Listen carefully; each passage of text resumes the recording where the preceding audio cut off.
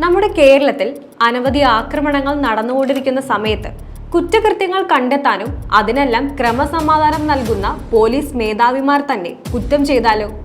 ഇങ്ങനെയാണെങ്കിൽ എന്തായിരിക്കും ഈ കേരളത്തിന്റെ അവസ്ഥ?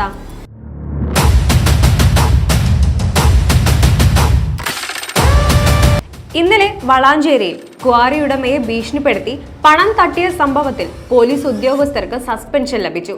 വളാഞ്ചേരി ഇൻസ്പെക്ടറായ സുനിൽ ദാസിനെയും SI ബിന്ദുലാലിനെയുമാണ് മലപ്പുറം SP-യുടെ റിപ്പോർട്ടിന്റെ അടിസ്ഥാനത്തിൽ ഉത്തരമേഖല IG K സേതുരാമൻ സസ്പെൻഡ് ചെയ്തത്. സംഭവത്തിൽ SI ബിന്ദുലാൽ ഇന്നലെ അറസ്റ്റിലായി. അതേസമയം ഇൻസ്പെക്ടർ സുനിൽ ദാസ് ഒളിവിലാണ്. ഇയാളെ കണ്ടെത്താൻ ക്രൈംബ്രാഞ്ച് ശ്രമം ഊർജിതമാക്കിയിട്ടുണ്ട്. വളാഞ്ചേരി സ്വദേശിയായ ക്വാറി ഉടമയിൽ നിന്നാണ് ഇരുവരും പണം തട്ടിയത്. കഴിഞ്ഞ മാർച്ചിൽ ഇയാളുടെ ക്വാറിയിൽ നിന്നും സ്ഫോടക വസ്തുക്കൾ കണ്ടെത്തിയതിനെ തുടർന്ന് 3 പേരെ അറസ്റ്റ് ചെയ്തിരുന്നു. പിന്നീട് ഈ കേസ് ഒഴിവാക്കാനായി ക്വാറി ഉടമയെ വിളിച്ചു വരുത്തി ജയിലിൽ അടയ്ക്കുമെന്ന് ഭീഷണിപ്പെടുത്തുകയും ഈ കേസ് ഒത്തുതീർപ്പാക്കണമെങ്കിൽ പണം നൽകണമെന്ന് പോലീസുകാർ ഭീഷണിപ്പെടുത്തുകയായിരുന്നു. തുടർന്ന് ഇയാളിൽ നിന്ന് SIയും ഇൻസ്പെക്ടറും ചേർന്ന് ഇടനിലക്കാരനായ അസൈനാർ മുഖേന 22 ലക്ഷം രൂപ കൈപ്പറ്റി.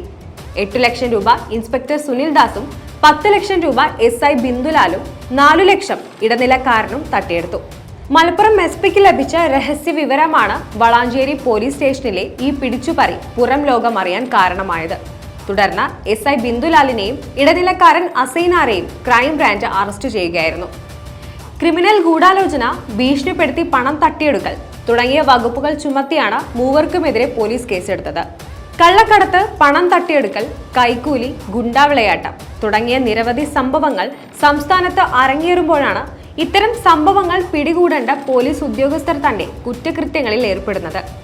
കഴിഞ്ഞ കുറച്ച് ദിവസങ്ങൾക്ക് മുൻപാണ് ഗുണ്ടാ തലവൻ തമ്മനം ഫൈസലിന്റെ അങ്കമാലിയിലെ വീട്ടിൽ Alappuzha crime branch DYSP MG Sabu ഉൾപ്പെടെ 4 പോലീസുകാർ വിരുന്നിനെത്തിയ സംഭവത്തിൽ ഇവരെ സസ്പെൻഡ് ചെയ്തത്.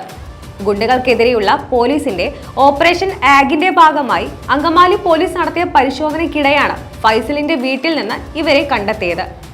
അന്വേഷണ സംഘത്തെ കണ്ടയുടൻ ശുചിമുറിയിൽ ഒളിച്ചയാളെ ചോദ്യം ചെയ്തപ്പോഴാണ് DYSP ആണെന്ന കാര്യം പുറത്തറിഞ്ഞത്. തുടർന്ന് ഈ വിവരം റൂറൽ SP-ക്ക് കൈമാറുകയും ശേഷം പോലീസുകാരെ സസ്പെൻഡ് ചെയ്യുകയായിരുന്നു.